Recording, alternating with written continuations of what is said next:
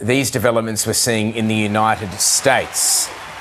And you can see there in Washington, D.C., this is the formal part of the proceedings. Thousands of military personnel and vehicles and aircraft marching through, flying over the Capitol in the United States, a parade celebrating the 250th anniversary of the US Army, also Donald Trump's birthday, incidentally, 79 years old. We're seeing those live pictures at the moment from Washington, and we're just hearing they're about to rise for the singing of the national anthem. That's right. Tom, this is a parade, as you say there, to celebrate the Army's 250th anniversary. I've just got some notes here on what's actually expected here in this parade as the national anthem goes. As we listen to the national anthem, there are more than 6,000 troops, Tom, 150 vehicles and some 50 aircraft expected to be taking part in this military parade. This is a one-day event. Now, there's been some controversy over how much it costs as well. It has been reported that it's going to cost something like $45 million. And it's been criticised that, you know, why would anybody want to spend that much on a one-day event? Indeed. As the rest of the nation suffers from a cost of living crisis. Yeah. The largest military parade, I should note, in the US in decades as well, Fowles. So this is quite an unusual and, as you say, incredibly expensive event.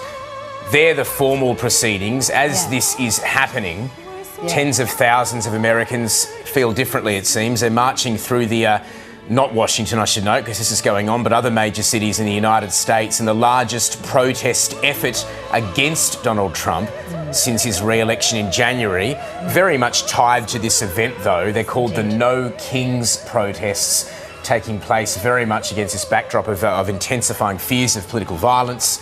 And that comes after we've had other breaking news in the United States this morning. 2 Democratic politicians and their spouses shot in Minnesota just hours before those rallies. That's right. And there you can see there the President Donald Trump there right next to the First Lady Melania Trump. Donald Trump is expected to deliver an address, a nationally televised address a little later in the day after the parade. Do you know what's also interesting is after the aircraft display, 2 parachutists are expected to parachute. It's a flag, right? And hand over a flag to the president, and then he will address the nation. The weather doesn't look so good, though. Doesn't look too good for that, but yeah, Flag Day. Hopefully it does hold out. Indeed, Flag Day as well, marking the day that the decision was made as to what was going to be on the US flag. So. Yeah.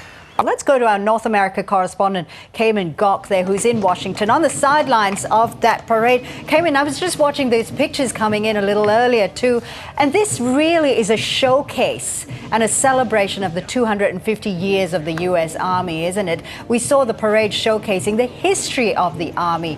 What struck out for you in particular? Well, Fausia, during this cross you might see some tanks behind me, but what's stuck out is the sheer volume and prowess of the US military and the US Army. We have seen people dressed up in historic and modern present-day uniforms. We've seen a cavalry unit, artillery units, there's been flyovers. There was even a dog that was barking very cheerfully. Crowds have lined kilometres of this stretch where they have put up barriers in place to see this spectacle. All in all, there's 7,000, nearly 7,000 troops here to mark the 250th anniversary of the US Army. There's approximately 150 vehicles, 50 airplanes, and that includes, you know, Abrams tanks, which we see in Ukraine, warplanes. There is a large amount of a different array of military assets that we are seeing showcased. The President himself will have someone parachute down and deliver him a flag, and that's also to mark that today is Flag Day, the official day that the United States confirmed what the American flag looked like. Passing along me now, which you'll see shortly, are some tanks. Several, I can see about a dozen tanks that are walking through. You can actually see the tread on the tanks have been padded, particularly to hopefully protect some of the roads here in DC, because they weigh tons, something 30 tons, potentially more from memory. And so they've padded them to try and minimise the damage that they will do on the DC roads because these roads aren't built for tanks. I actually believe they weigh far more than the number I just said. But this is quite extraordinary, and the crowd is enraptured by this scene of this grand military parade. There are helicopters behind it, several tanks as we cross to you right now. But this parade itself will cost a fair bit as well. It's expected up to $45 million US dollars, which is equivalent to about 70 million Australian dollars. And some in America have criticised how much this costs, but many people here I've spoken to have said you can't put a cost on those who've served this country, who've lost their lives for this country, and they want to celebrate this anniversary. But it is also President Donald Trump's 79th birthday here. You can hear the crowd right now as an army man waves to the crowds inside this enormous tank.